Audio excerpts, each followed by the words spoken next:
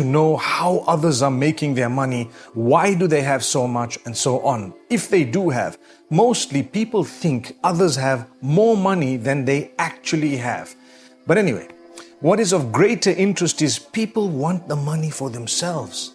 Now, what is all this about money? Allah Almighty says that certain things have been beautified for man as a test. So money is one of them, wealth, where no matter how much humankind has, humankind would always want to have more. But do you know what we're taught? There is no point in having wealth that comes without blessing. Wealth that is a punishment from the Almighty.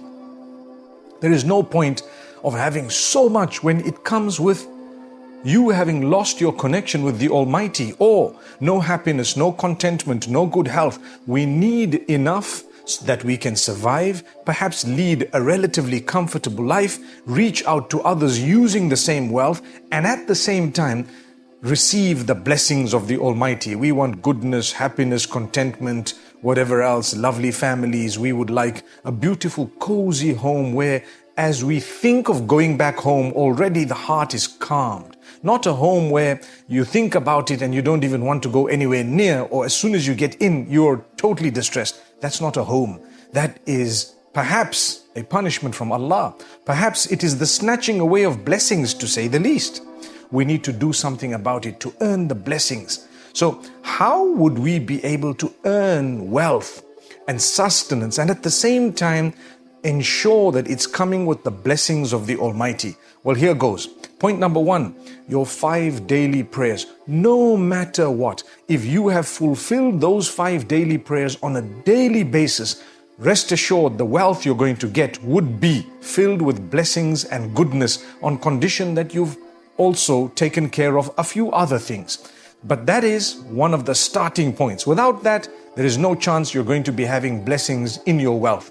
And in fact, Allah Almighty speaks about this beautiful, beautiful verse in Surah Taha, right at the end. Allah says, وَأْمُرْ أَهْلَكَ بِالصَّلَاةِ وَاسْطَبِرْ عَلَيْهَا. Instruct your family or your relatives, your family members, instruct your family members to fulfill and establish prayer and bear patience upon it. Upon what? Upon the fulfillment of the prayer and the continuous reminder to your family members in a beautiful way to pray. When your father, your mother, your brothers, your sisters, even your children were to remind you about prayer, don't feel upset. It's from Allah Almighty. They will tell you, please pray, or get up, it's time for Fajr, and so on. Come on, do your prayers, it is late, and so on.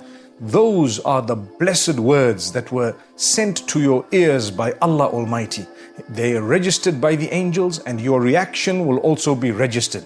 Be careful. Let's try and react correctly. It's like when the caller calls to prayer. He says, Hayya ala salah, Hayya ala al-falah. Allah has instructed him through the blessed lips of Muhammad, peace be upon him, to call out to people to say, come to prayer, come to success. Those two come hand in hand.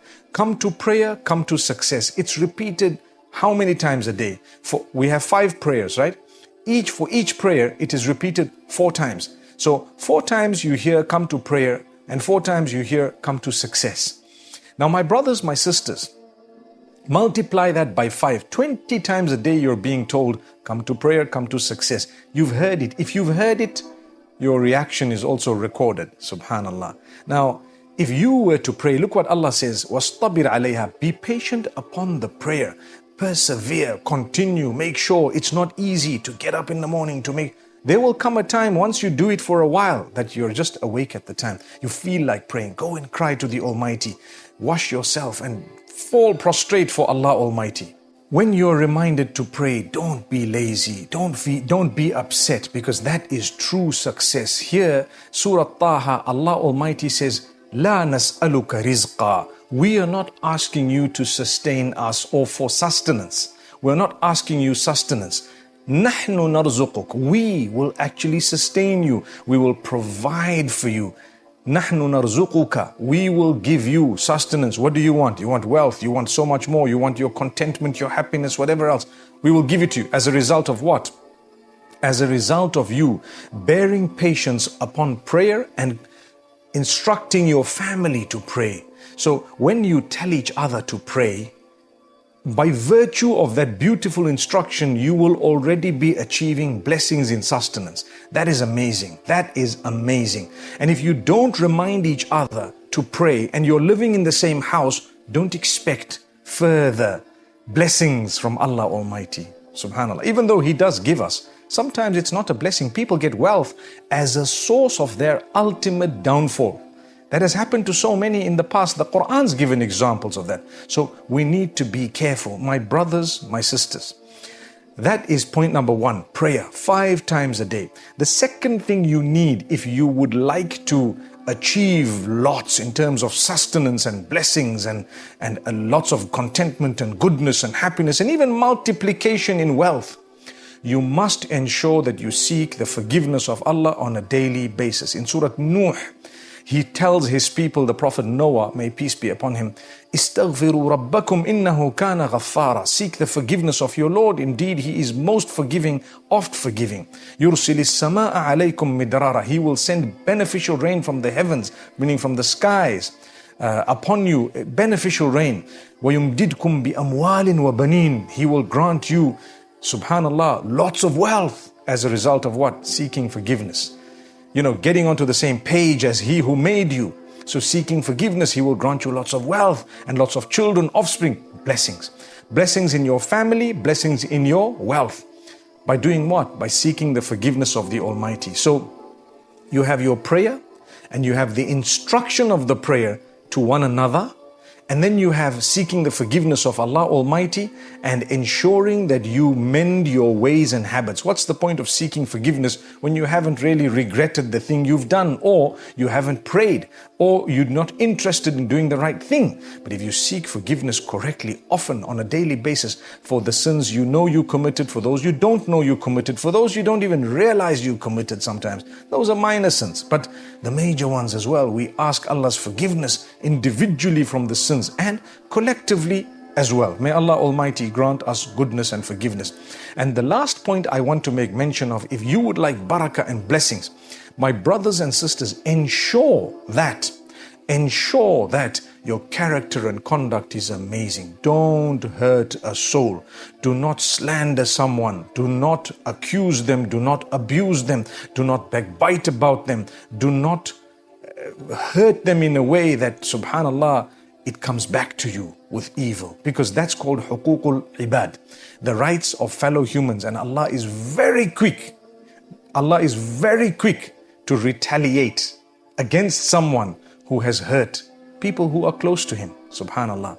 So you'd rather stay away. Make sure you treat people with respect. Make sure you utter good words. Make sure you stay away from backbiting. Backbiting is to say bad things behind your brother or sister that are true, that if they heard them, they would feel offended. Subhanallah. Have you ever realized that?